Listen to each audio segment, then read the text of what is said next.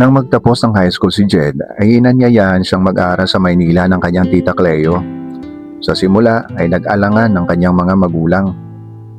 Kaya naman sana nilang pag-aralin si Jed sa kanilang bayan sa Butuan. Ngunit nakiusap din ang kanyang tito Carlo, asawa ni Cleo, na kasalukuyang nagtatrabaho sa Canada at halos isang taon nang malayo sa pamilya. Magkapatid ang ina ni Jed at si tito Carlo. Kaya malapit ang loob nila sa isa't isa.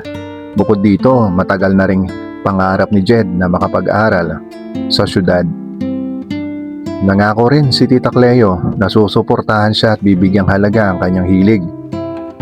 Mahilig at magaling kasi si Jed sa pagkanta at pagtugtog ng gitara. 3 taon pa lamang silang kasal ni Tito Carlo at wala pa silang anak.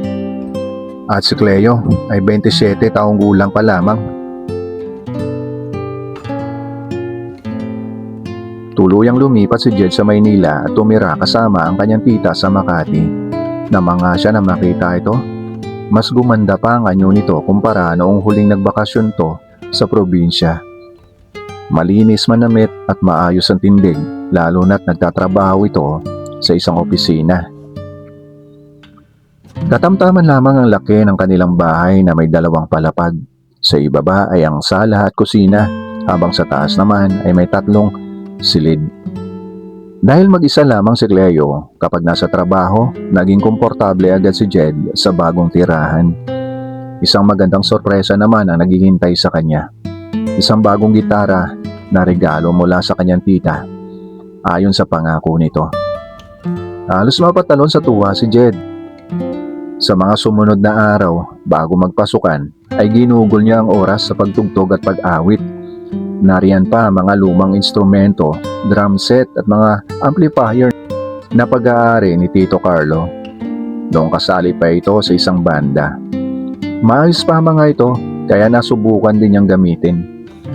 Masaya naman si Cleo kapag nakikita ang pamangkin. Sa itsura at ugali ay tila nagpapaalala ito sa kanyang asawa. Maputi, may tangkad, sa 5 talampakan at 7 pulgada na may ganda ng tinig. Tuwing uuwi si Cleo galing trabaho ay gumagaan ang kanyang pakiramdam kapag nadadatnan si Jed na masiglang tumutugtog o kaya ay nakapaghanda na ng hapunan. Naging maayos din ang takbo ng bahay dahil marunong mag-asikaso si Jed. Sabay silang kumain tuwing gabi. Pagkatapos ay magpapahinga sandali si Cleo, lumalabas saglit para magpahangin at pagkatapos ay maghahanda na para matulog. Tuwing ganitong oras ay nakikipag-video call siya kay Tito Carlo. Dahil magkalayo sila at matagal nang hindi nagkikita. Ito nagsisilbing tulay upang manatiling matibay ang kanilang samahan. Sa paglipas ng panahon ay nasanay na rin si Jed sa ganitong takbo ng buhay.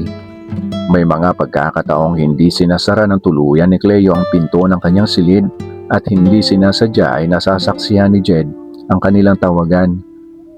Dahil dito ay nahihiya rin siya. Ngunit unti-unting natutunan na rin ni Jed na igalang ang kanilang oras kahit na minsan ay hindi maiwasang meron siyang makikita. Nang magsimula ang klase, naging masigla agad si Jed. Madali siyang nakahanap ng mga kaibigan dahil sa kanyang talento. Sumali siya sa music club ng universidad at doon nakilala sina Mark na magaling sa tambol, Sebastian sa bass guitar at si Ori sa keyboard. Nagkasundo silang bumuo ng isang banda kung saan si Jed ang nangunguna sa pag-awit. Dahil madalas mag-practice ay minsan ay gabi na umuwi si Jed. Napansin ito ni Cleo at kinausap siya. Ayaw niyang mapabayaan ang pag-aaral ng pamangkin. Nagkasundo sila na 2 beses lamang mag-practice sa isang linggo. Tuwing Miyerkules sa paaralan at tuwing Sabado sa kanilang bahay upang magamit din ng maayos ang mga instrumento ni Tito Carlo.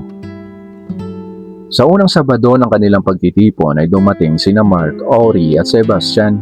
Na makita nila si Cleo ay namangha rin sila sa ganda at tindig nito. Mainit na tinanggap ni Cleo ang mga kaibigan ni Jed at nagpagawa pa ng pizza para merienda. Pagkatapos maghanda ay umakyat saglit si Cleo sa kanilang silid. Habang inaayos ang mga gamit ay napansin nilang kulang ng isang kable. Inutusan si Mark na kunin ito sa silid ni Jed. Sa pagdaan ay napadaan siya sa tapat ng silid ni Cleo kung saan bahagyang nakabukas ang pinto.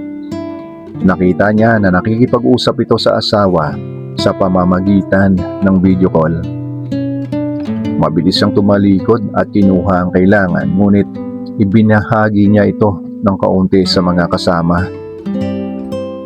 Dumaan din si Ori upang kumuha ng susi at nakita rin niya ang parehong pangyayari. Sa pagkakataong ito ay naramdaman ni Cleo na may ibang presensya, kaya't isinara na niya ang pinto upang magkaroon ng pribadong sandali. Nang matapos maganda ay nagsimula na silang tumugtog. Pagkalipas ng ilang oras ay bumaba si Cleo upang imbitahan silang magmeryenda. Hindi maikakaila na umahanga rin ang mga kaibigan ni Jed sa kanyang tita, ngunit pinanatili nila ang respeto. Matapos kumain ay iminungkahi ni Cleo na tapusin na muna ang araw upang hindi maging abala sa mga kapitbahay. Bago umuwi ay nagpaalam na mga bisita. Naiwan sina Jed at Cleo. Nagkaroon sila ng oras na magkwentuhan at uminom ng kaunti. Dahil sanay na si Cleo na may kasama, naging magaan ang kanilang samahan. Ngunit sa gabing yon ay pareho silang napuno ng pangungulila. Si Cleo sa kanyang asawa at si Jed sa payapang buhay sa probinsya. Sa gitna ng emosyon at pagkakaintindihan ay nagkaroon sila ng sandaling pagkakamali na pareho nilang pinagsisihan kinabukasan.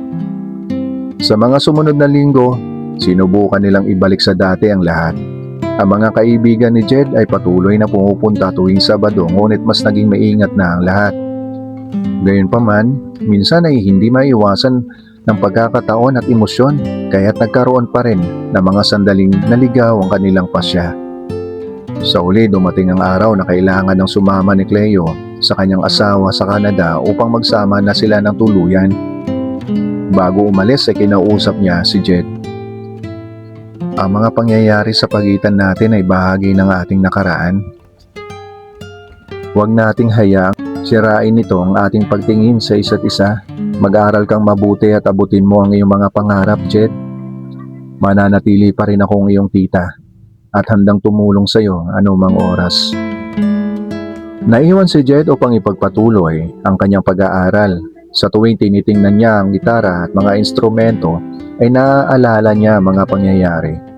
Ngunit natutunan din niyang kunin ang aral mula rito, na ang emosyon at pangungulila ay madaling magdulot ng maling pasya kung hindi mapipigilan, at ang tunay na ugnayan ay dapat laging nakabatay sa tamang hangganan at respeto.